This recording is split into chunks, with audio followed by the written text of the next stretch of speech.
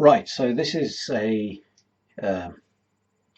solo playthrough of the second scenario in Atlantic Chase, part of the blockade series of scenarios.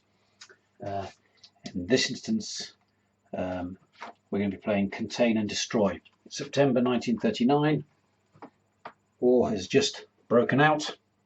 I'm playing the British Navy and seeking to protect my convoys, which we can already see travelling somewhere up this line here from Africa, and a convoy travelling along through the Atlantic from Canada, whilst also trying at some point when they emerge to track down the German convoys that will be moving and prevent their raiders from doing any damage to mine. We've seen the British convoys somewhere out here.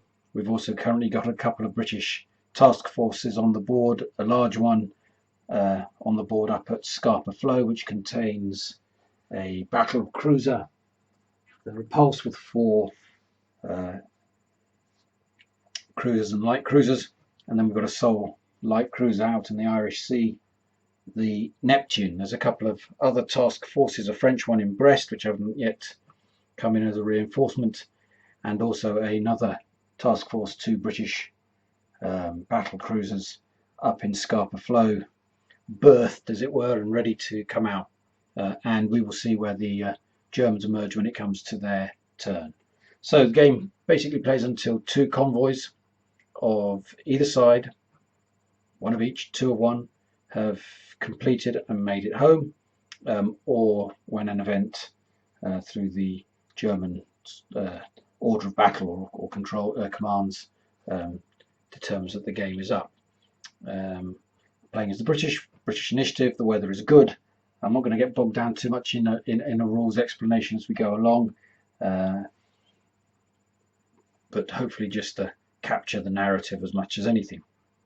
So we're off first.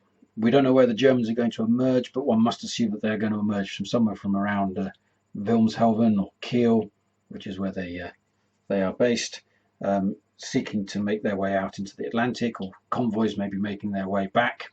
We'll discover that soon. So I think the first thing we're going to need to do is to get the blockade on, and so to that end I'm going to start with a trajectory action.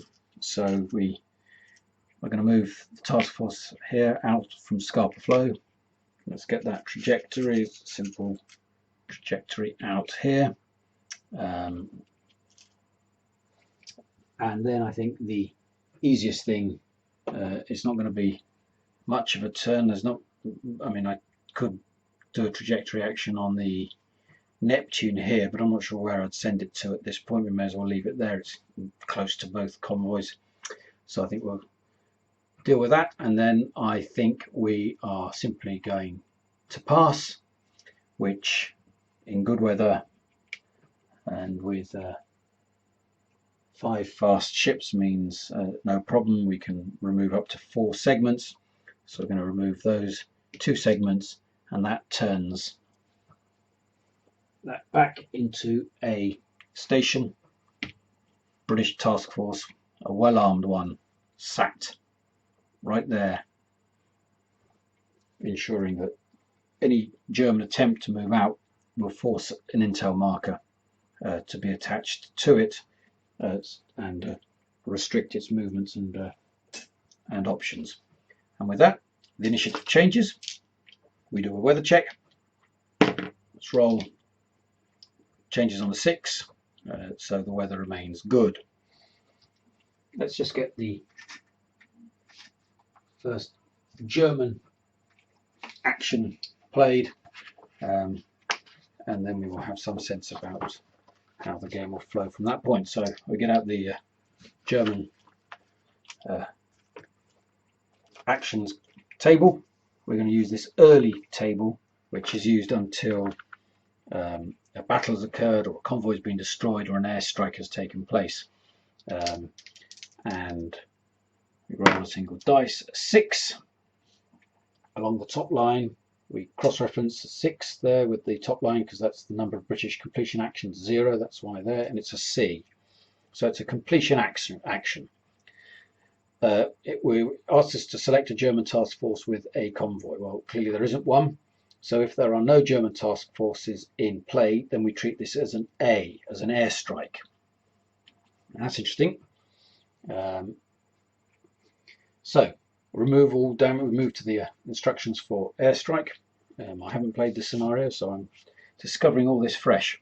Remove all damaged German ships. If this empties a task force, remove it. Well, none of that's going to apply. Now, in good weather, if the weather is good, perform an airstrike targeting a British task force in range of a German airbase. Well, there is a German airbase here in Kiel, and so this task force is in range, and I don't think there's another one that's going to give it a more favourable result. So the Germans are going to have an attempt. So I'm just going to mark that. So they're going to launch an airstrike from there. That's going to be its air support source, and it's going to strike this task force here. This is going to be a quite straightforward throw. So air support, 2 hexes away, there's a +1 on the die roll, so we'll mark the German +1 there, just as a reminder. There's no contact marker to give any additional changes, no evasive movements, no coordinating. So an airstrike, we're going to use this first column down here. I don't think you're going to be able to see that particularly easily, but because it's an identified station, the task force length is 0, the trajectory length is 0.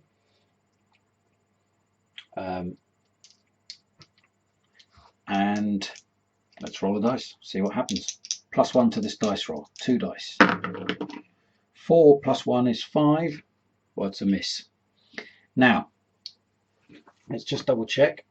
It says we use the early table until a battle has occurred or a convoy destroyed, or after an airstrike action has been performed by either side. So in the very first moments of the war, we move straight away into heightened tensions, and that's had no effect. So after an airstrike, we time-lapse any designated task forces. Well, there weren't any, and then we do a vie for initiative. So 1 die for each, highest die wins. Red for the British, blue for the Germans. Red for the British gain the initiative.